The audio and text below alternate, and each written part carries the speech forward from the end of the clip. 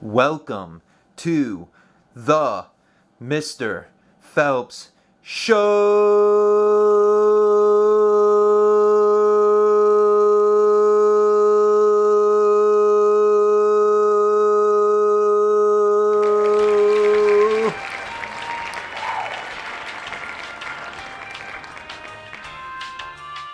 Thank you all. Thank you all. Thank you all. Glad to be here.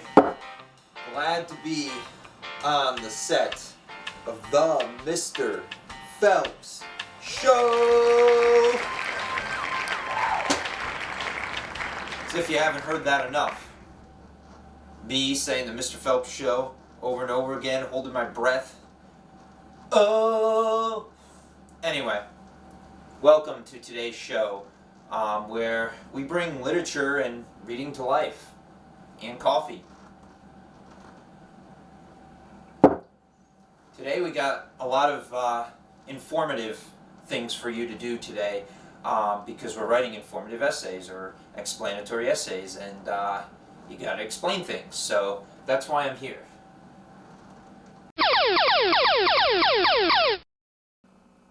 What the? This feels weird. What the? What are all these little pieces of paper here? There's a bunch of little papers here that somehow were hidden in my coffee cup. Not sure how they got there, but let's take a look at them. You know, different things. Atlantic Ocean, cakes, dogs. I mean, none of these relate to each other. Holocaust refugees, baseball, solar system. Man, it's making me thirsty. Doctor, panda bears, aliens, New Zealand, presidents, penguins, shoes, and Fibonacci sequence. Tons of different topics. I mean, what do they have in common? I've come to the conclusion that maybe we're playing some kind of game and we need to match them up. Aliens steal panda bears and use the Fibonacci sequence to turn them into shoes. That doesn't really make sense, does it? I don't know. Really confusing, but maybe the reason they're here is because they know we're writing informative explanatory essays, whoever put them in my cup. And maybe they want us to think about a bunch of different topics so we can find a topic that we like to write about. You know, like baseball, cakes, and dogs. They're all pretty relevant topics that we could just say, hey, here's a big idea, and get a bunch of smaller ideas to go with it. Like, for example, dogs. You could talk about types of dogs. You could talk about how to take care of dogs. You can talk about different types of toys dogs like. I mean, there's so much you can go into with just the idea of dogs. So any one of these topics, you know, New Zealand, its place, there's so many different things to do at New Zealand. Fibonacci sequence, do we see it in nature? Doctors, maybe roles that doctors do or different types of doctors. Goes on and on, my friends. Maybe the point here is that they want us to choose a writing topic, and they want us to go through the motions of how to write a rough draft for an informative / explanatory essay. I think that's where we're going. So, we have this brainstorming process, bunch of ideas here. Let's try to run with one of these ideas. I'm going to show you the brainstorming outline, and we'll start there.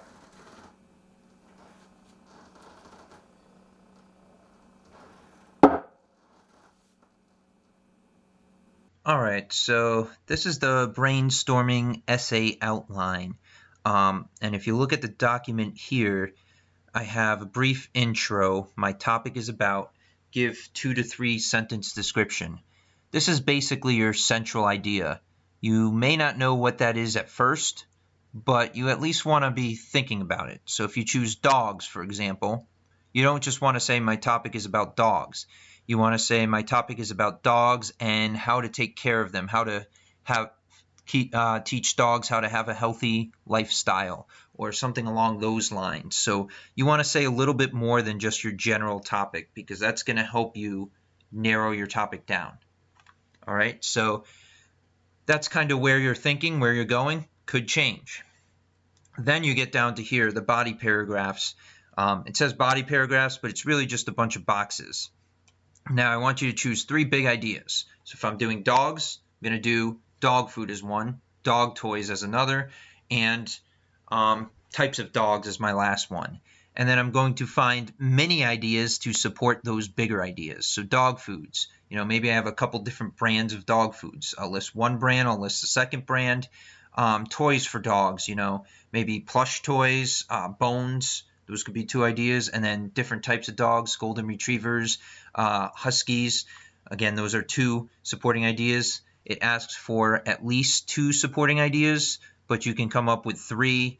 The more information you put in here, the better off you're going to be. So try to avoid really general statements. Your big ideas can be general, dog food, but then you want to get a little specific. What kind of dog food? Okay, so maybe you're listing the different types of dog food. Again, types of dogs. You can do this in any number of ways. You could do your big ideas as the types of dogs and then mention the types of food that best accustoms to that dog, or the type of toys that dog likes, or how friendly those dogs are. So I could do husky, big idea, golden retriever, big idea too, and kind of compare the 2. So this is really just playing along with your idea. You at least want to have 2 or 3 supporting ideas for each box. If you're doing compare, contrast, maybe just 2 big ideas and more supporting ideas. So you kind of play it by ear, but the point is you want to have ideas developed so that when you do the next stage of researching, you have an idea in mind. I will show you an example of this. And lastly, how do these ideas relate with one another? Just want to get you thinking. Again, this is kind of leading into the conclusion, how they relate. And this is how you can answer to that. And so that's the brainstorming outline. When the ideas relate with each other, you realize that they actually go along with each other and the topic works. So that's why this question is really important. So this is the brainstorming outline, and this is the first step of the process for developing an idea. All right, so now let's look at a couple examples of the brainstorming outline filled out.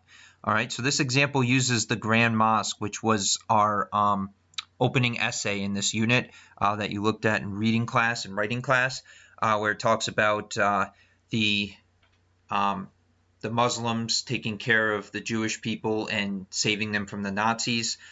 We came up with 3 big ideas: hiding, deception, and help from others. Now these kind of relate to each other because the deception was also helping. The Muslims were deceiving the Nazis by helping the Jews. They were trying to conceal the Jews and have them blend in as Muslims and helping them hide away. So they all definitely kind of relate, which helps for my last example here, where I said it's okay if these ideas overlap. The deception was part of the hiding and shows the Muslims helping the Jews.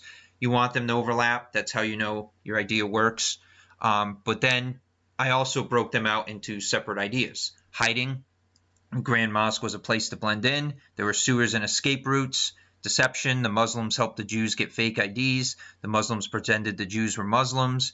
And then help from others. Everyone stepped up to help and oppose the Nazis, and people gave up their place for others and risked their lives. So you see how these ideas are separate. And so that's kind of the takeaway. Now, if I were doing a central idea, it would be that, in a time of need, other nations step up and show help to people of nations, or more specifically, you could say the Muslims stepped up to help the Jews in a time of need. That would kind of be my central idea, because all of these support it. All of these big ideas support that central idea, and then you see how they overlap. So here's another example. I compared apple flavors. I broke it down to 3 big ideas: taste factor, health, and flavors. And if you notice, for each supporting idea, I did 1 red apple and 1 green apple. So for example, taste factor: red apples are sweet, not sour. And then the supporting idea for green apples is green apples are sweet and sour. So I'm comparing them, but each big idea I'm doing one red and one green, and then I go on to the next for health and then flavors. And so my main idea is about apples and how apples taste and what kind of apples are best to please people. And so that's where I explain it. And then in my conclusion, I'll probably recognize that they're very similar. There's not many differences between them, but there are slight differences that might appeal to different people. And then I have an example here, and I didn't flesh this one out fully, but I did baking a cake how-to. So big ideas, preparation, process, and then finishing serving, and I had supporting ideas that are along the way. So this one I might have more body paragraphs where they're smaller, but each one's a step, and I might have mini steps as each body paragraph. And again, that's the purpose, how to serve a cake, serving people, making them happy by giving them a cake. So that's kind of where it goes. Excellent. So now you guys know how to come up with a bunch of ideas for a specific topic. Now, the next course of action is to find sources for our topics. We're in the process of developing a central idea. You might know your central idea from the start, and you might not know it until you go through the writing stage, and it's okay. A lot of times your central idea will also change. You have a general idea of dogs and how to give the types of dogs and how to take care of dogs, and you kind of know that you know enough about dogs to inform, but you might not be sure of your very specific central idea. Well, this next activity is going to really help you narrow your topic and find what's important about your topic. So what we're going to do now is we're going to look at a source booklet. We're going to find 3 sources for our topic. So say your topic is about baseball. Okay, you might want to find a website that has to do about baseball, that tells about how the game's played. Maybe you find an article on Newsella or another website that talks about, the rules of baseball or the history of baseball, and maybe you find something on YouTube that shows a player playing baseball or something along those lines, or you find a book, maybe a book about Babe Ruth. There's so many different options out there. You just want to make sure your topic is narrow enough. So if you're doing Babe Ruth as a player, you got to find 3 sources on Babe Ruth as a player. If you're doing how to take care of dogs, you want to find 3 sources about specifically how to take care of dogs. So now's your time to explore. You really want to somewhat narrow your topic down. And then once you have your ideas, we're going to look at them and, we'll have a kind of a draft to not only where you have all your sources for a works cited page, but you'll be able to transfer them to a rough draft. So let's take a look at that source booklet now. All right, so here's a source booklet. So now you have a topic, you've done a brainstorming outline, now you're going to find sources to support that topic, to see if this topic works, to see if it's well enough, to see if you have enough info on it. So for each source, there's going to be 3 pages here.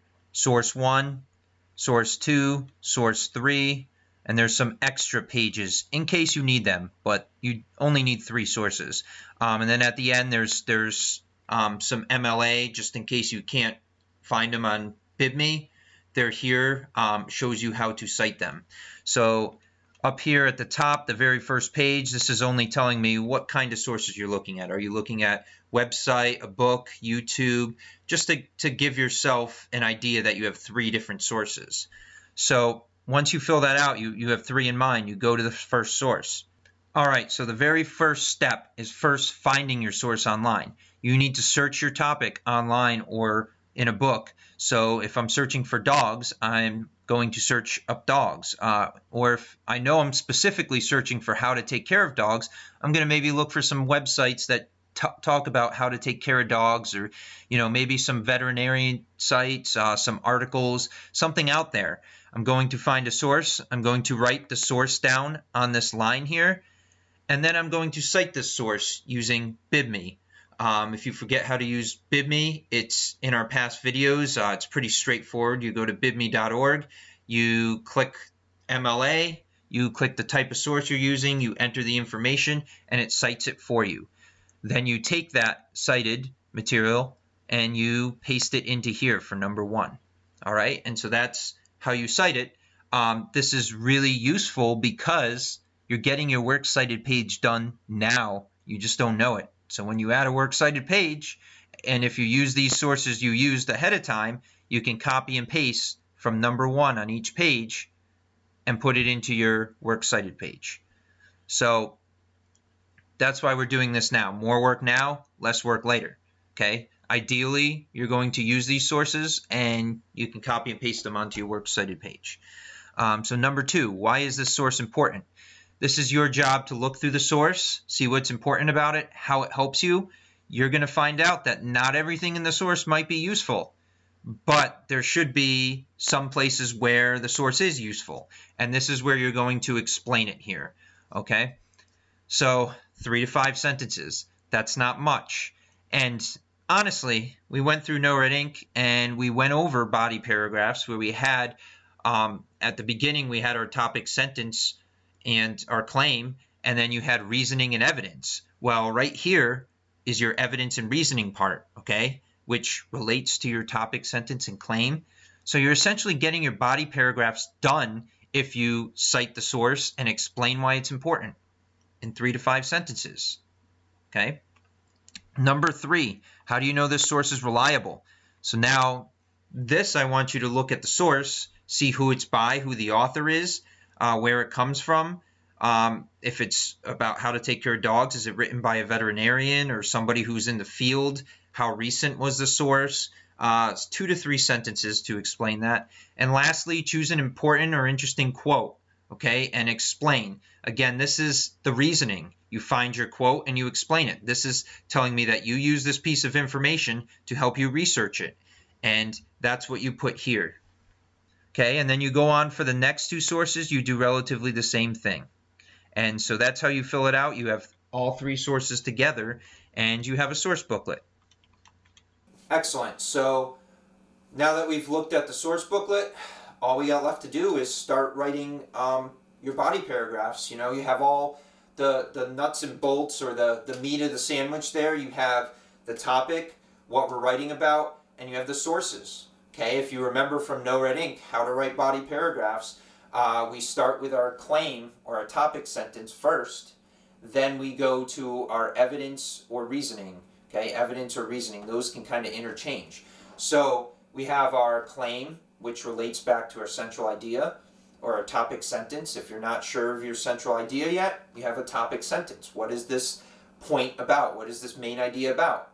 Then you have your evidence that you found from one of your sources, and then you have your reasoning, your explanation of that evidence and how it relates.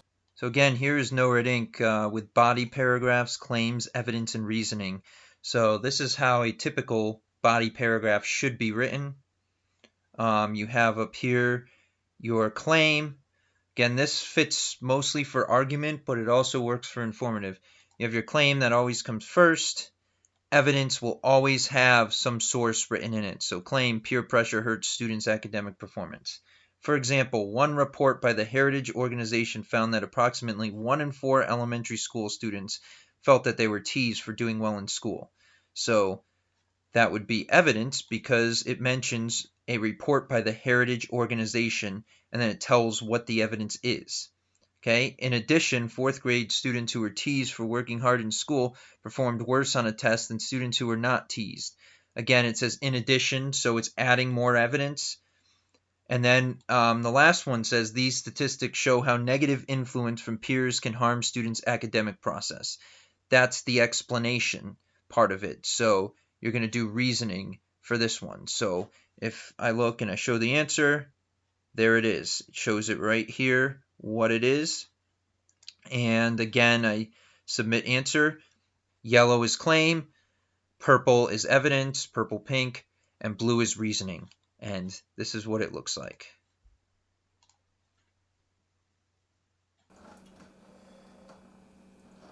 So this is generally how our body paragraphs are written.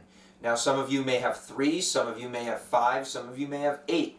It really depends on what essay topic you choose. Like if you're writing about dogs and you have 3 main points, you might have, 1 point about feeding dogs, 1 point about dog toys, and 1 point about, the best way to take care of your dog in your house or something like that. Or you might do a compare and contrast and you have, 4 paragraphs, golden retrievers, what they eat, golden retrievers, how they play, German Shepherds, what they eat, German Shepherds, how they play. Compare, contrast. If you're doing cakes, you might have 8. You might have 8 different steps to making cakes. So there's all these different ways that you can do your body paragraphs. Right now, you're just experimenting. You're putting your ideas, you're writing the paragraphs, and you're getting going on it.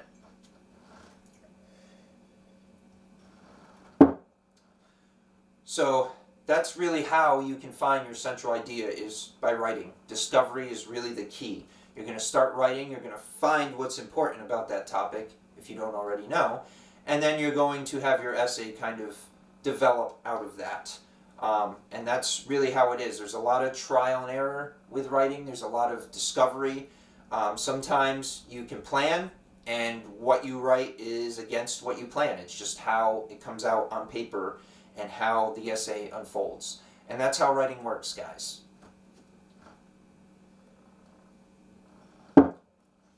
Alright, so now that I've shown you kind of an idea of how to do rough drafts, let's take a look at them and then we'll move on.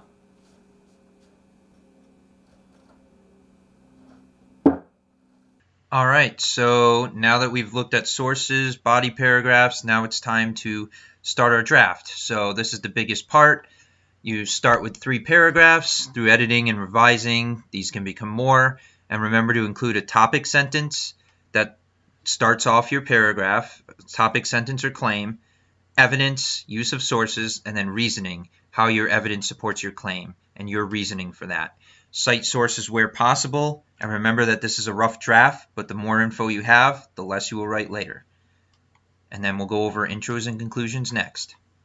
Good luck, guys. You can do this. Excellent. So now we've looked at how to do the body paragraphs. So all we're missing now is the intros and conclusions. And those can be a bit more complicated than, say, body paragraphs. So I'm going to have a PowerPoint. You can take notes on the PowerPoint about intros and conclusions, and this will clarify how you can start and end after or around your body paragraphs, rather. So then when you put together your final draft, you can then work on connecting the pieces, editing and revising, and we can get into that another time. But at least you'll have a way to write your intro and conclusion alongside your body paragraphs.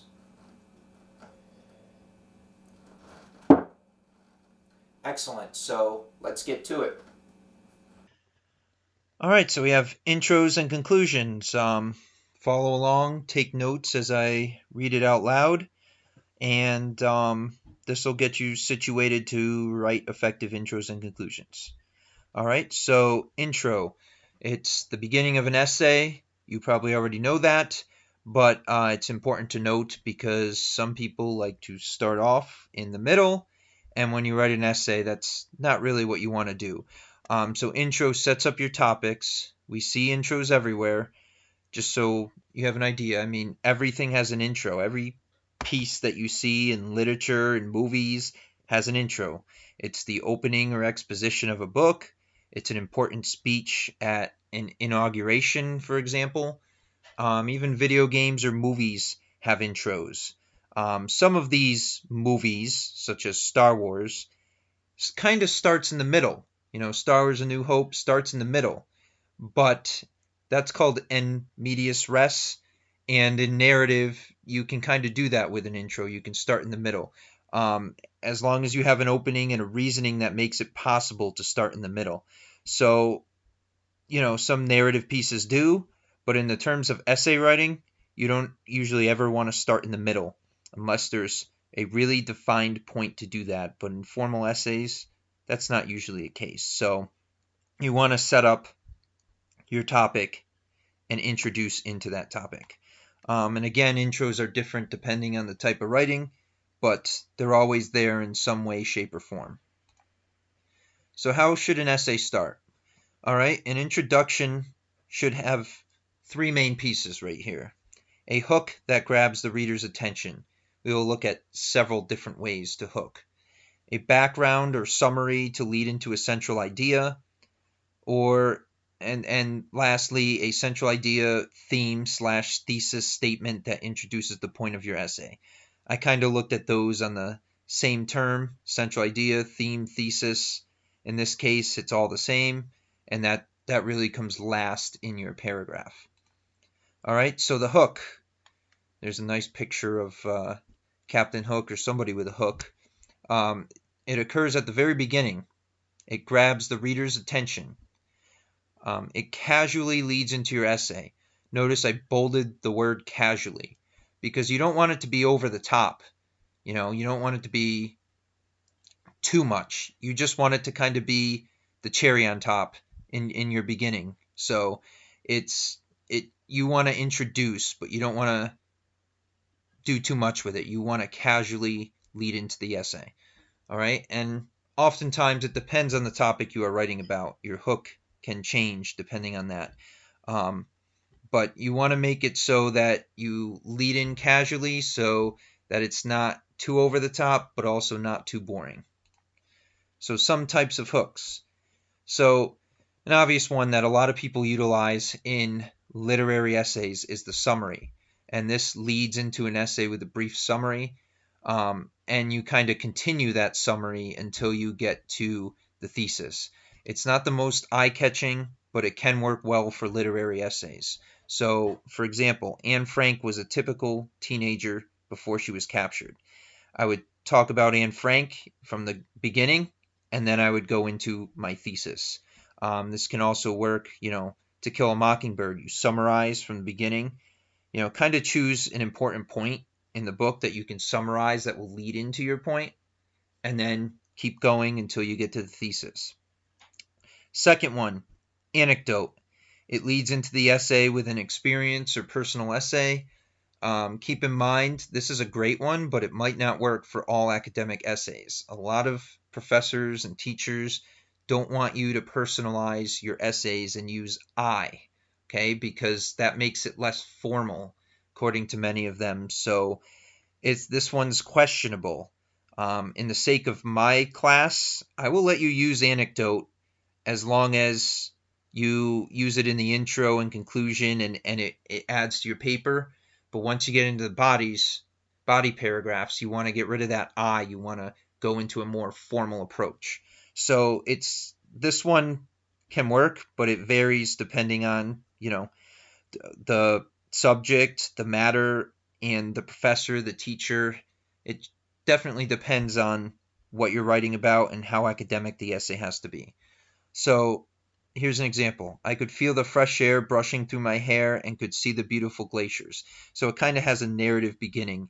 It's putting you in the scene, setting it up, and then you go into your main point about maybe global warming or something about that. Third one, facts and statistics. It leads into an essay with interesting facts or statistics that are relevant to your topic. Okay, so an example, there have been over 29 million coronavirus cases in America so far.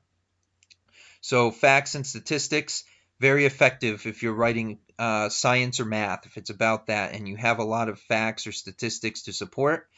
You could take one of those interesting facts, put it in the beginning, and lead into your essay. Okay, so here's some more. Again, hooks there's a lot to do with hooks. It's important to know these because you'll be doing this in many essays in many subjects. Questions.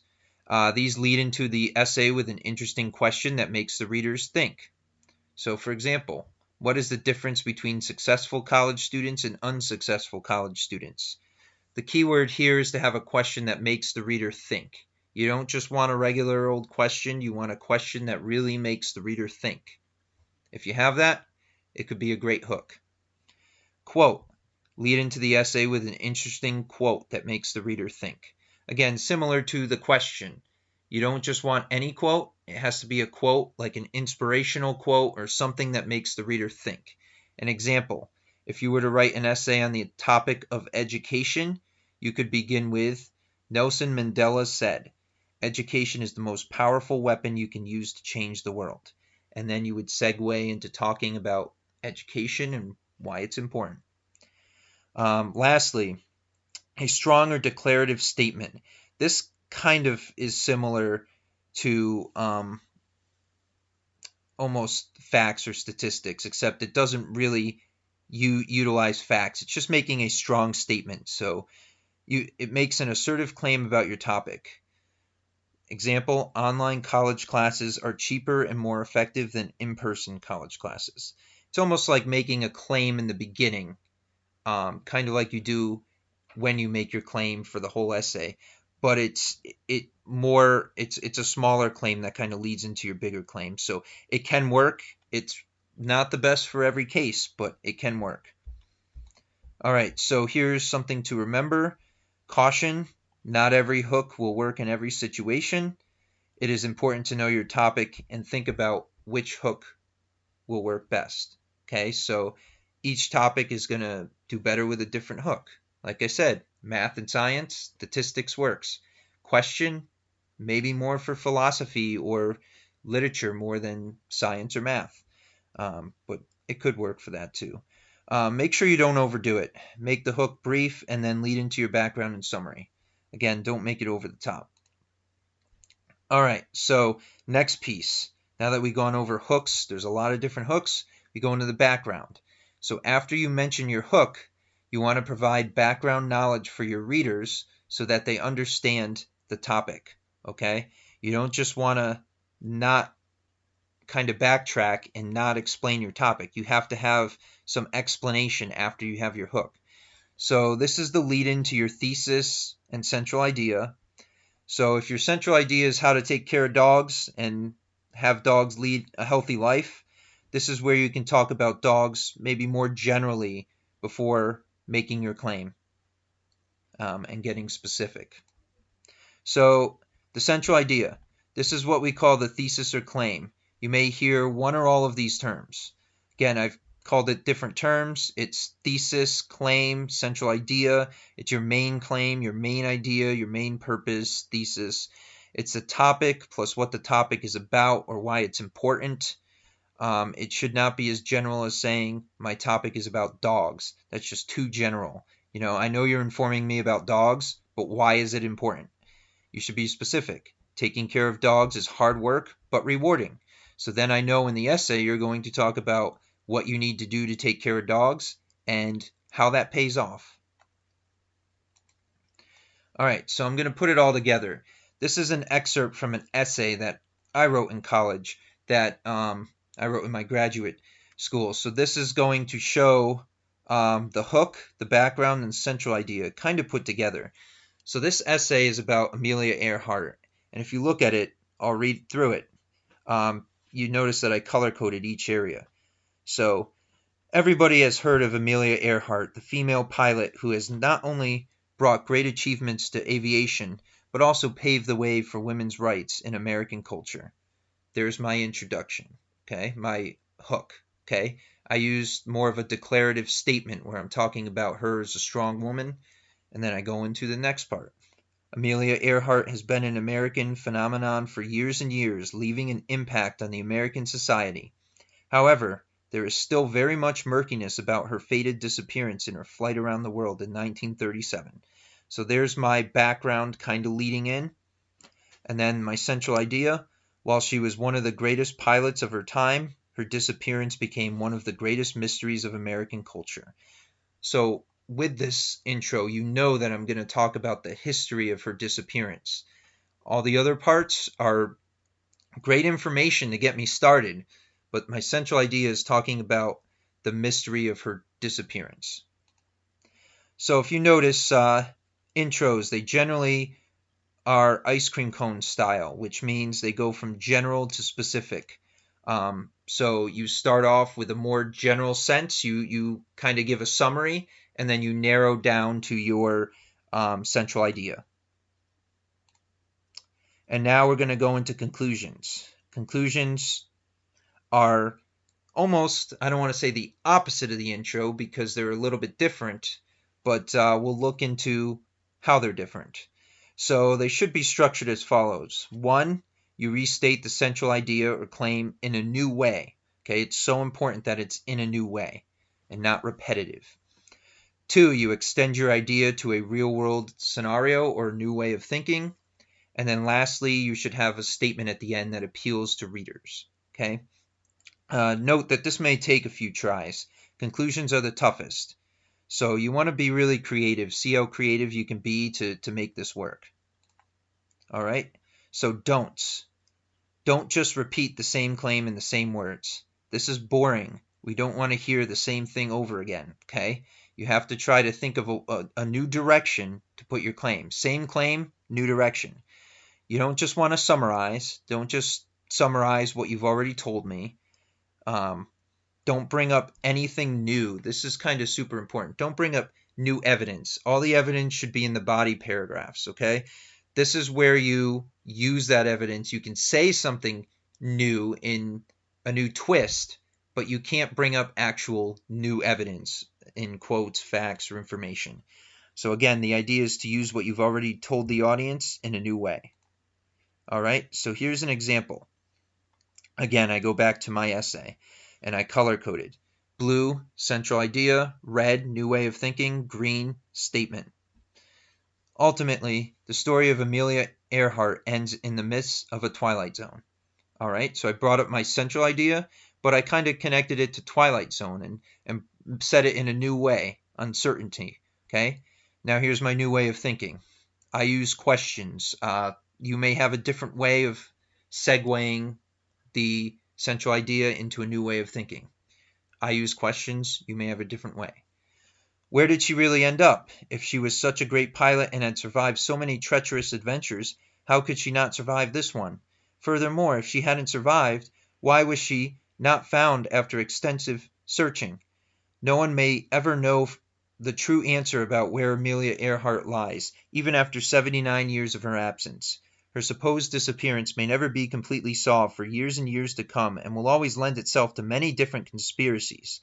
So see how I'm branching out her uncertainty into conspiracies now? I'm bringing up a new idea. And then here's my statement. Amelia Earhart, the legendary pilot from the early 20th century, is also a subject of disappearance and ambiguity. So I ended off by making a statement that, hey, we may never know the true answer of where she lies. I told you all the evidence I have, but now there's conspiracy theories. There's a ton of different reasons for her disappearance, but none of them really stick, and we may never know for sure. And that's kind of the approach I take with this. And that's my statement at the end. Lastly, conclusions. Like we had the intros with the ice cream cone, the conclusions, flip that ice cream cone upside down. You have a standard triangle style. You go from specific, where you start with your central idea in a new way, and then you gradually get more general as you end it. Generally, conclusions end this way, not all the time, but for the most part, they go from specific to general, which is opposite of the intros, which is general to specific. Okay, so you think intros, ice cream cone, conclusions, triangle, and that's how it works. Excellent. Thank you for watching. Make sure you get all those notes down that you need to learn about intros and conclusions. Thank you. All right, welcome back, guys. Welcome back. Hope you enjoyed that PowerPoint. Hope it was informative enough. I think we've touched base on how to do a proper rough draft from start to finish, from brainstorming to developing to writing. And we looked at the different types of paragraphs. We briefly talked about different types of essays. More on that later. But we really looked into this, and you should have a good working rough draft for now. Now you're just going to have to go through it, edit, revise, make sure the transitions work, and do some peer review to make sure you're on the right track. But other than that, looks like you're doing swell. You know, all these topics. Never would have expected to find these topics in my coffee mug, but I'm going to pick them up. You know, shoes, presidents, penguins, panda bears, aliens, New Zealand, Fibonacci sequence, doctor, solar system, baseball, Holocaust refugees, dogs, cakes, Atlantic Ocean. You might have a different topic, who knows, but you know, these are just some of a few, and you can run with anything. And you know what, I've always wanted to do this just because it's fun to do. So it's topics. It's like once you write your essay, it's like the lottery. You know, you win the lottery, you get the essay written, feels all good. Anyway, I want to thank you guys for coming on the Mr. Phelps Show, looking at all these essay topics, how to develop an essay. I think it's great. I appreciate you guys for watching, and we'll see you next time with coffee. Thank you guys. Thank you. Take care. And of course, I can't forget to say thank you for watching the Mr. Phelps Show